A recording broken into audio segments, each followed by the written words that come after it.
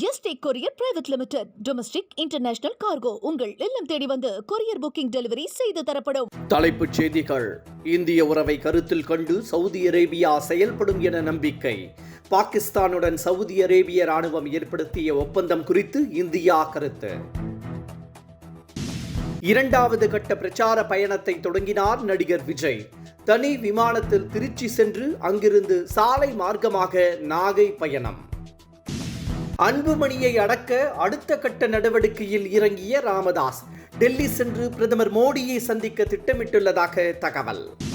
தமிழக வெற்றிக் கழகத்தை வைத்து திமுகவை மிரட்டுகிறதா காங்கிரஸ்?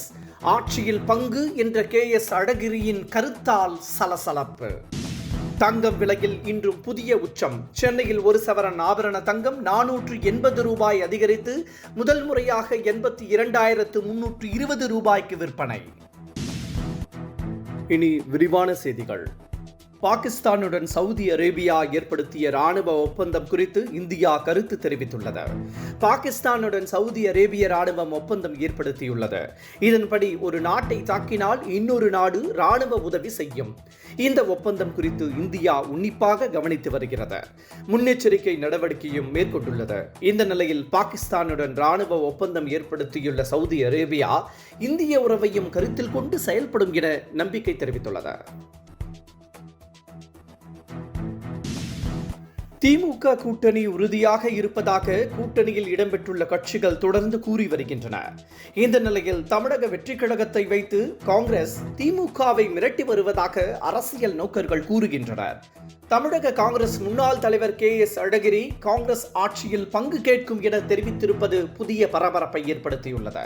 ஏற்கனவே தமிழக வெற்றிக் கழகத்துடன் காங்கிரஸ் கூட்டணி பேச்சுவார்த்தை நடத்தி வருவதாக ஒரு தகவல் வெளியாகி இருந்த நிலையில் அதனை செல்வ பெருந்தகை மறுத்திருந்தது குறிப்பிடத்தக்கது. அன்புமணியை பாமக தலைவர் பதவியில் இருந்து ராமதாஸ் நீக்கி வைத்து உத்தரவிட்டிருந்தார். ஆனால் பாமக தலைவராக தொடர்ந்து நீடிப்பதாக அன்புமணி தரப்பு கூறி வருகிறது. மேலும் தங்கள் தரப்புக்கு தேர்தல் ஆணையம் அங்கீகாரம் அளித்துள்ளதாகவும் கூறி வருகிறது. இது ராமதாஸ் தரப்பை பெரும் கொந்தளிப்பில் ஆழ்த்தியுள்ளது. எனவே அன்புமணியை அடக்க டெல்லி செல்வது ஒரே தீர்வு என ராமதாஸ் கருதுகிறாராம்.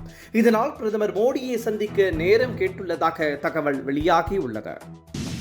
அமெரிக்காவிற்கு வெளிநாட்டவர் படையெடுப்பதை தடுக்க அதிபர் டிரம்ப் தீவிர முயற்சிகளை மேற்கொண்டுள்ளார். இதன் உச்சகட்டமாக அமெரிக்காவில் வேலை தேடி செல்பவர்களுக்கான H-1B விசாவிற்கான கட்டணத்தை ஆண்டு ஒன்றுக்கு $1,00,000 உயர்த்தி டிரம்ப் கையெழுத்திட்டுள்ளார். இதனால் அமெரிக்கா செல்லும் ஆர்வம் கொண்ட இந்தியர்கள் கடும் அதிர்ச்சியில் ஆழ்ந்துள்ளனர்.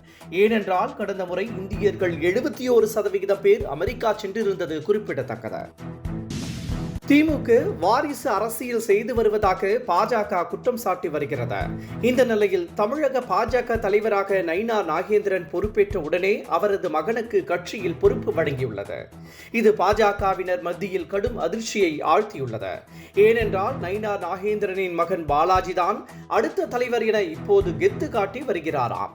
இது குறித்து நயினார் நாகேந்திரனிடம் புகார் அளித்த போது அவர்களையே நாகேந்திரன் கண்டித்ததாக சொல்லப்படுகிறது.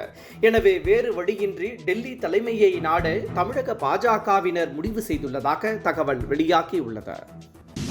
தங்கம் விலை இன்று மீண்டும் புதிய உச்சத்தை எட்டியுள்ளது. சென்னையில் ஒரு சவரன் ஆபரண தங்கம் 480 ரூபாய் உயர்ந்து 82,320 ரூபாய்க்கு விற்கப்படுகிறது.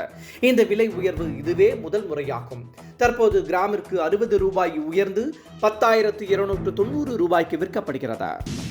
தமிழக வெற்றிக் கழக தலைவர் நடிகர் விஜய் இன்று நாகையில் இரண்டாவது கட்ட பிரச்சார பயணத்தை தொடங்கியுள்ளார். இதற்காக இன்று அவர் தனி விமானம் மூலம் திருச்சி புறப்பட்டு சென்றார். அங்கிருந்து சாலை மார்க்கமாக பிரச்சார வாகனத்தில் திருவாரூர் சென்ற நடிகர் விஜய் அங்கிருந்து சாலை மார்க்கமாக நாகை சென்றார். அங்கு நடிகர் விஜயை காண ஏராளமானோர் குவிந்திருந்தனர்.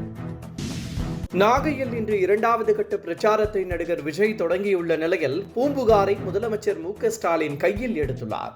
கீழடிக்கு அடுத்ததாக பூம்புகாரின் பெருமைகளை வெளிக்கொண்டு வருவோம் என முதலமைச்சர் MK ஸ்டாலின் தெரிவித்துள்ளார். கடந்த வாரம் நடிகர் விஜய் பரப்புரை செய்த போது அது கொள்கையில்லாத கூட்டம் என்றும் கும்மாளம் போடும் கூட்டம் என்றும் மக்களுக்கு இடையூறு செய்யும் கூட்டம் என்றும் முதலமைச்சர் MK ஸ்டாலின் கடுமையாக சாடி இருந்தது குறிப்பிடத்தக்கது. இத்துடன் இந்த செய்திகள் நிறைவடைகின்றன. மீண்டும் மாலை 5 மணிக்கு சந்திக்கலாம். வணக்கம். Yesterday courier private limited. Domestic international cargo உங்கள் இல்லம் தேடி வந்து கொரியர் புக்கிங் டெலிவரி செய்து தரப்படும். என்றும் உங்களுடன் மை இந்தியா. முக்கிய செய்திகளை உடனுக்குடன் தெரிந்து கொள்ள சப்ஸ்கிரைப் பண்ணுங்க, பெல் பட்டனை பிரஸ் பண்ணுங்க. என்றும் உங்களுடன் மை இந்தியா.